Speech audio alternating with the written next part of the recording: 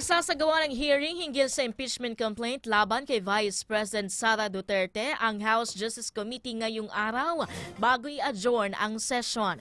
Ito'y upang linawin umano ang ilang mga isyu kahit nagsumiti na ng tugon si Vice President Sara Duterte hinggil sa mga akusasyon laban sa kaniya. Ayon kay Representative Jervil Luistro na namumuno ng komite, pag-uusapan ang mga umano'y preliminary matters sa huling araw ng sesyon bago humingi ng permiso na gawin ng aktwal na pagdinig habang nasa recess.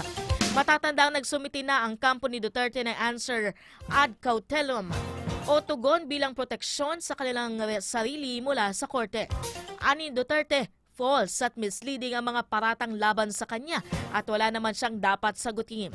Bibigyan naman ng 3 araw ang mga nagreklamo para sa panibagong tugon na inurungan na ng mga ito kalaunan dahil hindi pa rin naman umano na ipaliwanag ng bise ang 612.5 million pesos na confidential funds sa ginastos ng kanyang pamamahala. Hinggil dito, binanatan din ni Luistro ang tugon ni VPSD na stonewalling at tila ba inamin na rin ang mga alegasyon sa kanya dahil hindi niya ito diretsahang sinagot.